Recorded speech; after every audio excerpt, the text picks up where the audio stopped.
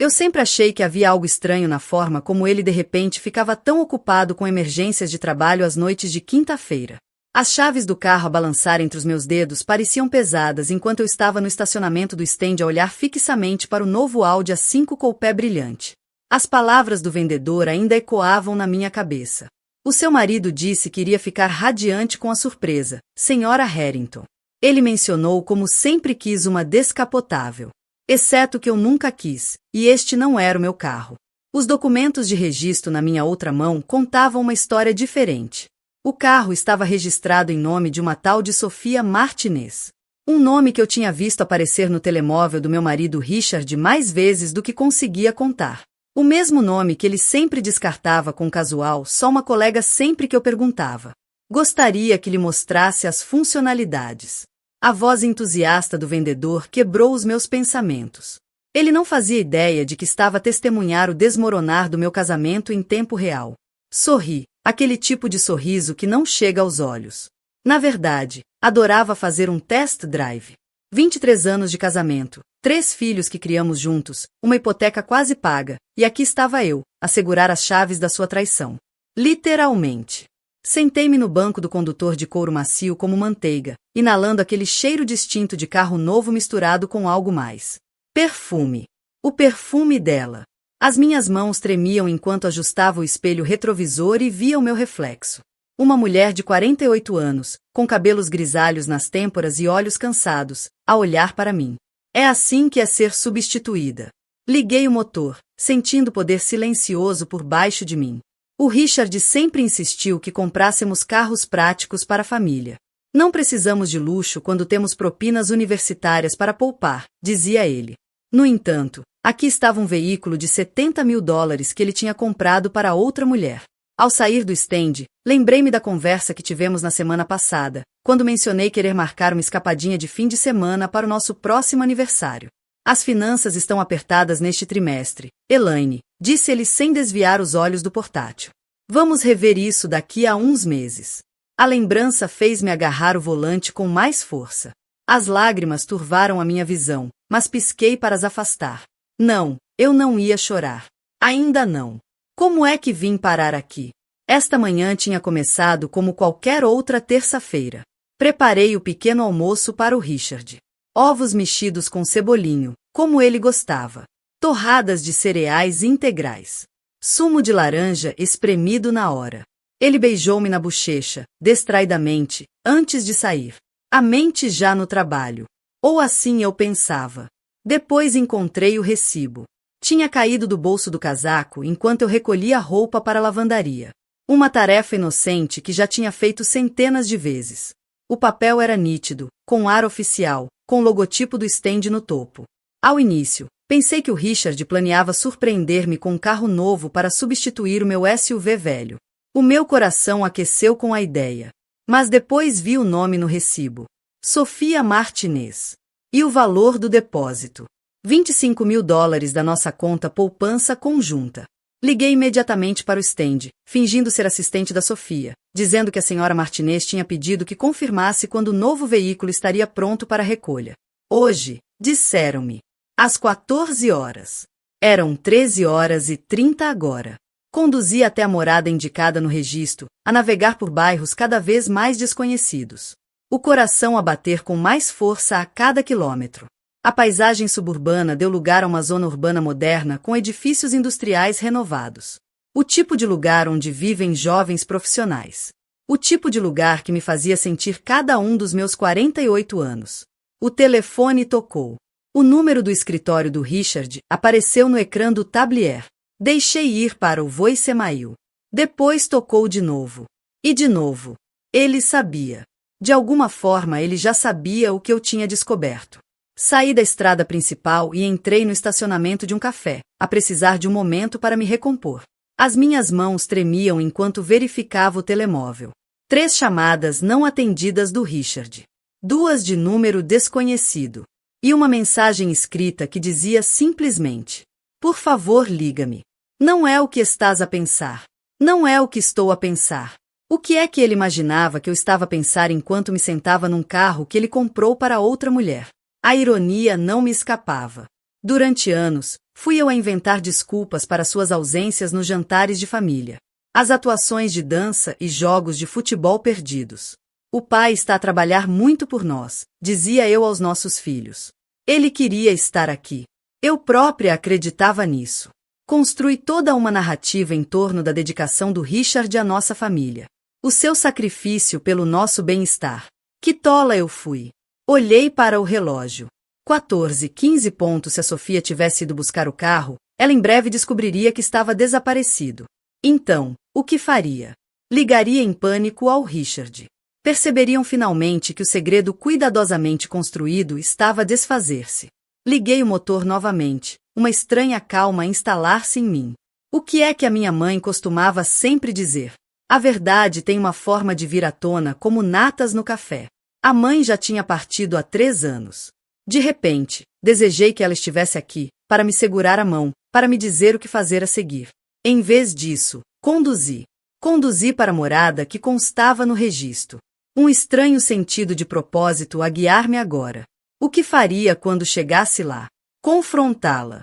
A ele. Ainda não tinha pensado tão à frente. O que eu sabia era que, depois de décadas a ser a esposa prestável, a mãe exemplar, a mulher que organizava sua vida à volta das necessidades de todos os outros, eu estava finalmente a conduzir no meu próprio caminho. E, ironicamente, estava a fazê-lo no carro que o meu marido tinha comprado para a amante. O edifício do apartamento era elegante e moderno, todo em vidro e aço, com porteiro de uniforme impecável. Apartamento 1107, segundo o registro. Estacionei do outro lado da rua. O Audi de repente parecia um disfarce que eu estava a usar. Um papel que eu desempenhava na vida de outra pessoa. Do carro, liguei para o escritório do Richard. Harrington e Associados, em que posso encaminhar a sua chamada. A voz da recepcionista era alegre, alheia à tempestade que se formava. É a ela Harrington. Preciso de falar com o meu marido. Oh, senhora Harrington, o senhor Harrington está numa reunião. Quer que eu? Está mesmo. Respondi, com a voz mais firme do que me sentia. Isso é interessante, porque estou a olhar para o carro dele no parque de visitas dos Monarch Apartments. Silêncio. Então, vou transferi-la para a linha dele. Enquanto esperava, fui passando as nossas contas bancárias conjuntas no telemóvel. Lá estava. Uma transferência bancária de $618. 500 rotulados como oportunidade de investimento. 3 dias depois, uma compra de joias na Tiffany's por $4.200. E transferências mensais de $3.000 para uma conta que eu não reconhecia. A decorrer há 8 meses. 8 meses. Enquanto eu cuidava da minha mãe nas fases finais do cancro. Enquanto levava o nosso filho mais novo a visitar faculdades. Enquanto geria a nossa casa. Ele estava a construir uma vida paralela. Cada noite que trabalhava até tarde. Cada viagem de negócios que se prolongava. Cada jantar de família que ele perdia. Agora, tudo isso ganhava um novo significado. Quantas vezes o defendi perante os nossos filhos? O vosso pai trabalha tanto por nós, dizia eu quando a Emily revirava os olhos por mais uma cadeira vazia no jantar de aniversário. Ele está a construir segurança para o nosso futuro. Que futuro estava ele exatamente a construir? E com quem? Elaine. A voz dele surgiu finalmente. Controlada, mas com um fundo de pânico. Onde estás? Estou a admirar o teu portfólio de investimentos. Disse eu, surpreendida com a minha própria calma. O Audi foi um toque particularmente bonito. A Sofia gosta de o conduzir para o trabalho, ou só o usa em ocasiões especiais. Eu posso explicar. Tenho a certeza que sim. Sempre foste bom com explicações, Richard. Como quando explicaste por que tinhas de faltar à formatura da Emily. Ou por que não pudeste ir ao funeral da minha mãe. Isto não é o que estás a pensar. Não. Porque eu penso que tens vivido uma vida dupla, enquanto eu segurava a nossa família. Penso que tens andado a roubar da nossa reforma para financiar a tua crise de meia-idade. Vi uma mulher sair pela entrada principal do edifício. Jovem, provavelmente nos seus 30 e poucos anos. Cabelo castanho avermelhado ondulado. Usava uma saia lápis e uma blusa que provavelmente custavam mais do que o meu guarda-roupa inteiro. Ela vale a pena, Richard. Vale a pena deitares fora 23 anos. Vale a pena perderes os momentos em que os teus filhos cresceram. A voz dele desceu a um sussurro. Por favor, Não faças nada precipitado. Eu vou para casa. Vamos falar sobre isto. Não, acho que não vamos. Disse eu, enquanto via Sofia olhar para o relógio e espreitar em volta do estacionamento. À procura do carro. À procura do carro que o meu marido lhe comprou com o nosso dinheiro. Acho que terminei a conversa. Desliguei e observei a frustração dela crescer à medida que não conseguia encontrar o novo Audi. O meu telemóvel acendeu-se imediatamente com chamadas e mensagens do Richard, que ignorei. A Sofia tirou o telefone. As unhas perfeitamente cuidadas a tocarem furiosamente no ecrã. Perguntei-me que mentira o Richard lhe diria. Que a entrega do carro tinha sido adiada. Que havia um problema com a papelada. Ou entraria em pânico e contava-lhe a verdade. Que a mulher tinha descoberto o segredo deles. Pensei na noite em que conheci o Richard e eu. Foi numa recessão da faculdade de Direito. Ele era aluno do 2º ano. Eu trabalhava no gabinete da administração da universidade para pagar o meu mestrado. Parecia tão genuíno naquela altura. A ambição dele equilibrada com o idealismo. Queria exercer direito da família, disse ele, para ajudar as pessoas nos seus piores momentos com dignidade. A ironia doía. Anos de manipulação vieram-me à cabeça. Os fins de semana em que dizia que estava a trabalhar, mas voltava a casa a cheirar ao perfume de outra pessoa. As viagens de negócios que misteriosamente se prolongavam 1 ou 2 dias. A forma como se afastava gradualmente da vida familiar. Sempre com uma desculpa razoável. A forma como me fazia sentir carente ou paranoica sempre que eu questionava incoerências nas histórias. Estás a ser ridícula, Elaine. Dizia ele. O tom uma mistura de exasperação e pena. Achas mesmo que eu arriscaria tudo que construímos juntos? Sim, Richard. Foi exatamente isso que fizeste. No último dia de ação de graças, reparei que ele saiu para atender chamadas durante o jantar. Quando perguntei quem era, ele ralhou comigo à frente de toda a gente. Por amor de Deus, Elaine. Nem tudo é da tua conta. Alguns de nós têm responsabilidades profissionais. Os nossos filhos trocaram olhares desconfortáveis. A mãe do Richard mudou de assunto. E eu pedi desculpa. Pedi desculpa por fazer uma pergunta simples. Há quanto tempo eu me vinha a diminuir para acomodar as mentiras dele? Observei enquanto a Sofia finalmente desistia e chamava um Uber. Ela entrou no banco de trás de um sedã preto, o rosto uma máscara de irritação. Perguntei-me se ela sabia de mim. A esposa. A mãe dos filhos dele. Importava-se. Ou seria eu apenas um conceito abstrato para ela? Um detalhe inconveniente no romance dela com meu marido. Quando o Uber se afastou, senti um curioso distanciamento. Esta jovem não era minha inimiga. Era um sintoma de um problema muito mais profundo. Um homem que cultivava mentiras como algumas pessoas cultivam jardins. Com cuidado e deliberação. Dei-lhe tudo. Sussurrei para mim mesma, sentindo o peso dessas palavras. A minha juventude. Os meus sonhos. A minha confiança. E ele descartou-me como se eu fosse nada. Liguei o motor do Audi novamente. Não valia a pena confrontar a Sofia. A pessoa que me traiu não era mulher de saia lápis. Era o homem que jurou amar-me e honrar-me. O homem que construiu uma vida comigo. O homem que me olhou nos olhos todas as manhãs durante 23 anos e escolheu mentir.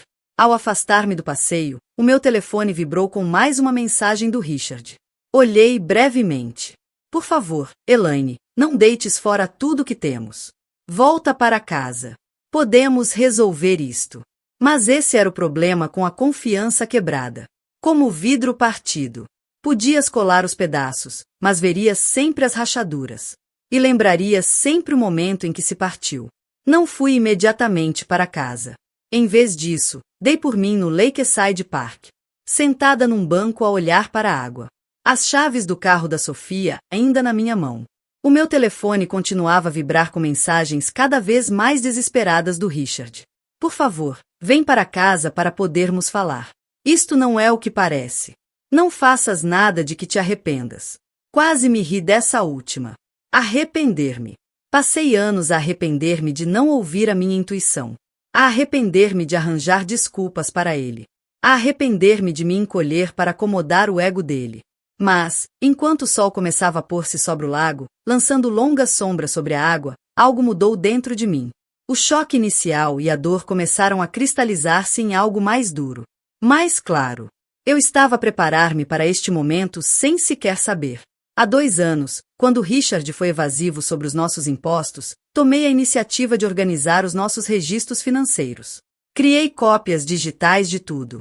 Extractos bancários. Escrituras de imóveis. Portfólios de investimento. Declarações fiscais. Fiz isso para ser prestável. Para ser a esposa sempre eficiente. Estás a ser paranoica. Disse o Richard quando me apanhou a digitalizar documentos tarde da noite. Ninguém nos vai auditar. Mas não era a paranoia que me motivava. Era uma desconfiança subtil e não reconhecida. Uma parte de mim andava a recolher provas. A construir um dossiê. Que eu ainda não sabia que iria precisar. No ano passado, quando a minha melhor amiga Caroline passou pelo divórcio dela, estive com ela em reuniões com a advogada. A tomar notas. A aprender. Até brinquei. Estou a ter uma bela educação em direito do divórcio aqui. Ambas rimos. Na altura, não parecia relevante para minha vida. A Caroline perdeu quase tudo no divórcio. Porque não estava preparada. O marido escondeu bens. Manipulou declarações financeiras. E deixou-a lutar para provar o que era dela por direito. Vi horrorizada enquanto ela era reduzida a discutir objetos domésticos enquanto ele se afastava com os investimentos. Nunca confies tudo nas mãos de outra pessoa. Disse-me depois. A voz amarga com sabedoria conquistada à força. Não percebi que estava a tirar apontamentos para o meu próprio futuro. Há 6 meses, comecei um negócio de consultoria privada. Usando as minhas competências organizacionais para ajudar pequenas empresas a otimizar operações. Não era muito, mas era meu. Uma conta bancária separada. Uma lista de clientes em crescimento. Um lembrete de que eu existia fora de ser a esposa do Richard. É engraçado que tenhas um passatempo. Disse o Richard quando lhe mostrei o meu primeiro contrato com um cliente. Não uma carreira. Não um negócio. Um passatempo. E há 3 meses, quando a minha mãe faleceu, ela deixou-me a casa dela. Uma propriedade modesta sobre a qual me mantive em silêncio. Porque o Richard sempre foi desdenhoso com a quinta dela, como ele chamava. Devíamos vendê-la. Sugeriu ele no funeral. Não vale a pena manter uma propriedade que nunca vamos usar. Evitei, dizendo que devíamos esperar até que o luto não fosse tão recente. Na realidade, já tinha decidido que a casa da minha mãe ficaria apenas para mim. Transferi discretamente o título para o meu nome. Alegando que o Richard estava demasiado ocupado para ir à conservatória. Não estava a recolher provas conscientemente. Mas uma parte de mim esteve sempre a preparar-se. Peguei no telefone e fiz 3 chamadas. Primeiro, para a Caroline. Lembras-te daquela advogada tua? Preciso do contato dela. Sharon Lewis. Claro, Elaine. O que se passa? O Richard comprou um carro para a namorada com as nossas poupanças. Disse eu, surpreendida com a naturalidade das palavras. Silêncio. Depois. Aquele filho da... Estou a ir para a tua casa. Não. Disse eu, firme. Preciso que fiques onde estás e me envies o contato da Sharon. E Caroline. Não contes a ninguém ainda. Nem ao teu marido. Segunda chamada, para minha amiga mais antiga e contabilista, Margarete. Preciso que me ajudes a rastrear alguma atividade financeira invulgar nas minhas contas conjuntas com o Richard. Define invulgar. Disse a Margarete. O tom profissional a mudar para preocupação. Transferências mensais para uma conta desconhecida. Levantamentos grandes. Possivelmente fundos de reforma desviados. Elaine, estás bem? Ficarei. Disse eu, apercebendo-me que acreditava nisso. Mas preciso da tua discrição neste momento. Terceira, para minha filha Emily, agora na lista de cibersegurança. Querida, preciso de um favor. Preciso de recuperar mensagens apagadas e e-mails das contas na nuvem do pai. E antes que perguntes, sim, é importante. E sim, tenho uma boa razão. A voz da Emily era cautelosa. Mãe, o que estás a pedir é tecnicamente. Eu sei o que é, Emily. Não pediria se não fosse necessário. Uma longa pausa. Isto é sobre outra mulher, não é? O meu coração apertou. Ela já sabia. A minha filha brilhante tinha visto o que eu não vi. Como soubeste? A conferência de Miami no ano passado. O pai disse que estava sozinho, mas havia uma mulher no fundo da videochamada. Ele não se apercebeu que ela estava visível no espelho atrás dele. Fechei os olhos, sentindo a dor de uma traição fresca. Por que não me disseste? Confrontei-o sobre isso. Ele disse que ela era uma colega que se juntou a ele para jantar e discutir um caso. Parecia tão sincero. Mãe, eu queria acreditar nele. Todos queríamos, querida. Quando a escuridão se instalou completamente sobre o lago, eu tinha um plano. Não nascido da raiva ou do impulso, mas de uma compreensão fria e clara do que precisava de ser feito. Conduzi o carro da Sofia de volta ao stand e aproximei-me do vendedor que me tinha atendido antes. Houve um mal-entendido, disse-lhe, deslizando as chaves sobre a secretária dele. O meu marido fez esta compra sem a devida autorização nas nossas contas conjuntas. Vou precisar de toda a papelada associada a esta transação. Os olhos dele arregalaram-se. Senhora Harrington, eu odiaria que o seu stand fosse implicado numa fraude financeira. Terminei por ele. Compreendo. Por isso vamos simplificar isto. 1 hora depois, eu tinha cópias de tudo. O contrato de compra com a assinatura forjada do Richard, onde deveria estar a minha. Os papéis de financiamento. Até as imagens de segurança que mostravam o Richard e a Sofia escolherem o carro juntos. Ao conduzir para casa no meu SUV prático de 7 anos, percebi que não voltava para o confrontar. Voltava para recolher o que precisava antes que ele percebesse o verdadeiro sarilho em que estava metido. O Richard disse-me uma vez que eu era demasiado confiante. Foi a única vez em que foi honesto comigo. Mas essa confiança morreu hoje. No lugar dela estava algo novo. Uma determinação tão dura e clara como diamante. O Richard andava de um lado para o outro na nossa sala quando cheguei. O rosto pálido. Gravata desapertada. Correu até mim. Ela, graças a Deus. Onde estiveste? Onde está o carro? De volta ao stand. Disse, passando por ele em direção ao nosso escritório em casa. Não tinhas esse direito. Começou a seguir-me. Virei-me para o encarar. A minha expressão tão calma que parecia deixá-lo nervoso. Sem direito. Isso é interessante, vindo de ti. Passou a mão pelo cabelo ralo. Olha, eu sei como isto parece. Mas a Sofia é tua funcionária, que se tornou tua namorada há cerca de 8 meses. Terminei. Aquela que tens apoiado com os nossos fundos de reforma e contas conjuntas. Aquela para quem compraste um carro de $70.000 usando documentos falsificados.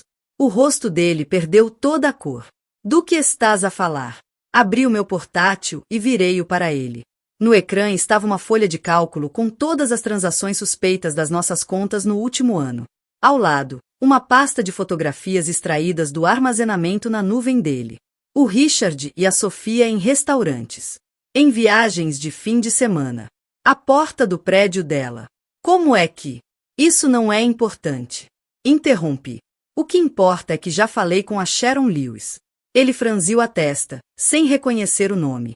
Ela é sócia-gerente da Lewis, Goldstein e Watts. Eles são especializados em divórcios de elevado patrimônio e casos de fraude financeira. Observei o rosto dele quando a compreensão surgiu.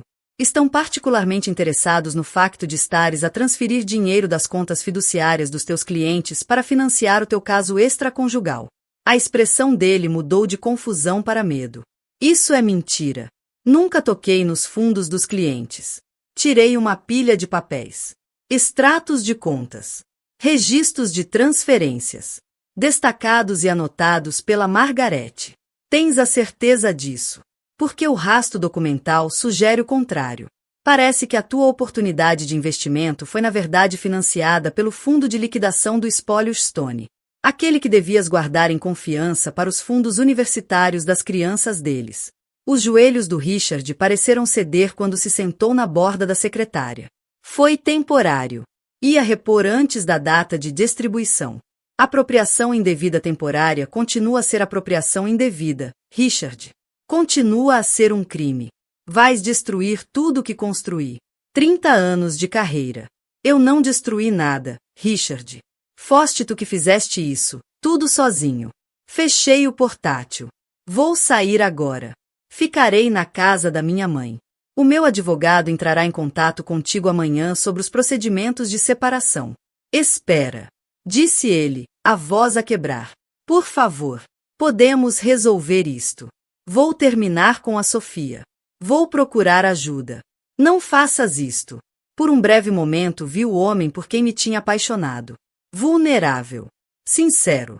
Desesperado para corrigir tudo. Mas depois lembrei-me de todas as mentiras. Toda a manipulação.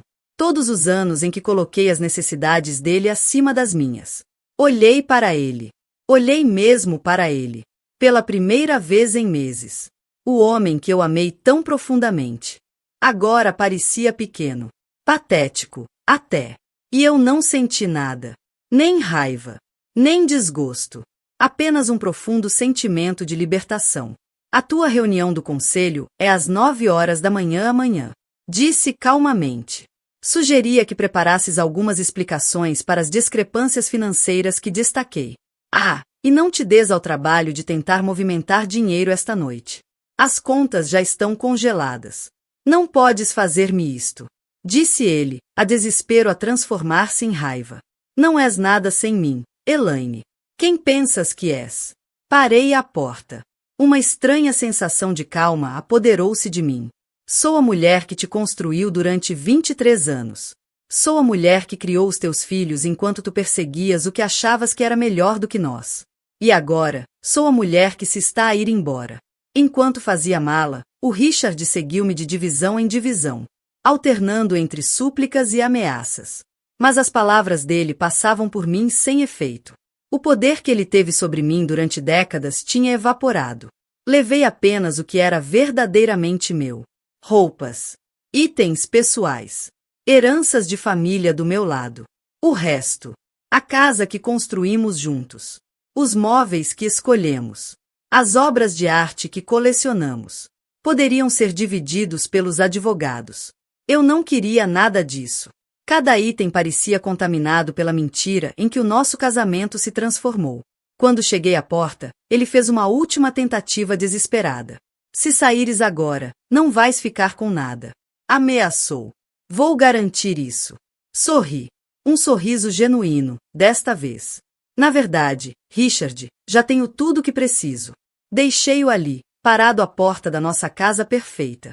A ver-me enquanto eu me afastava em direção a um futuro incerto, mas autêntico. Na manhã seguinte, os sócios do Richard convocaram uma reunião de emergência depois de receberem o meu pacote de provas. À tarde, ele foi colocado em licença administrativa, pendente de investigação. E ao anoitecer, quando a Sofia soube que o seu amante prestes a perder a licença para exercer advocacia e possivelmente enfrentar acusações criminais, ela já tinha removido todos os vestígios de si da vida dele. Ele não perdeu apenas a mim. Perdeu tudo. Mas eu estava apenas a começar a encontrar-me. Um ano depois, estava no jardim da casa restaurada da minha mãe, agora o meu lar, a cortar rosas frescas para a mesa de jantar. O sol da manhã aquecia minha pele, e uma brisa suave trazia o aroma de lavanda e tomilho do jardim de ervas que plantei na primavera. O meu negócio de consultoria tinha crescido o suficiente para empregar 3 pessoas. O que começou como uma forma de recuperar a minha identidade floresceu numa empresa próspera. Especializada em eficiência organizacional para pequenas empresas, os meus clientes valorizavam a minha capacidade de criar ordem a partir do caos. Uma habilidade que aperfeiçoei durante os anos em que geri uma casa enquanto meu marido construía sua carreira sobre areia.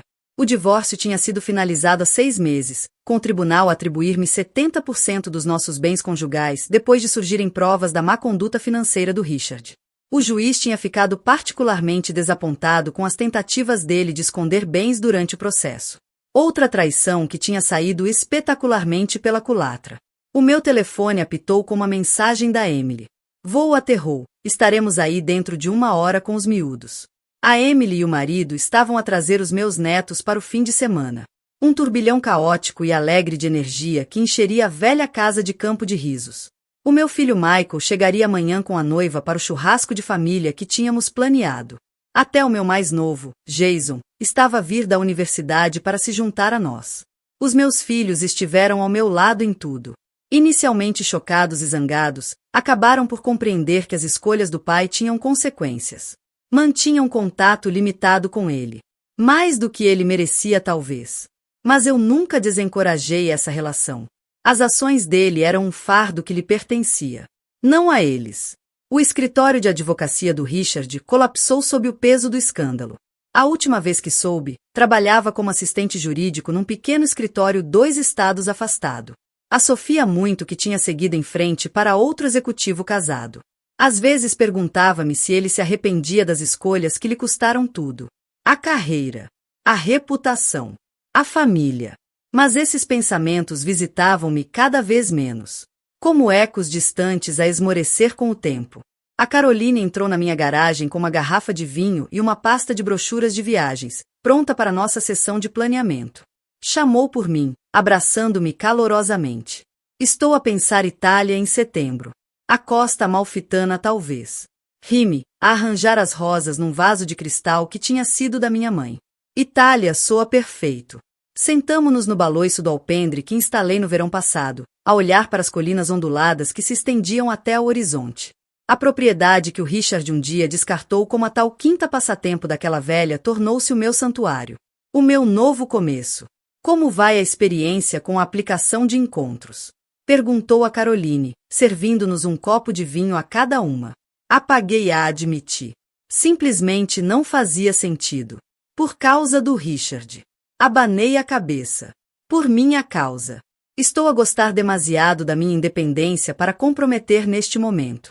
A Caroline acenou com a cabeça, compreendendo sem julgar. E o professor? James, não era.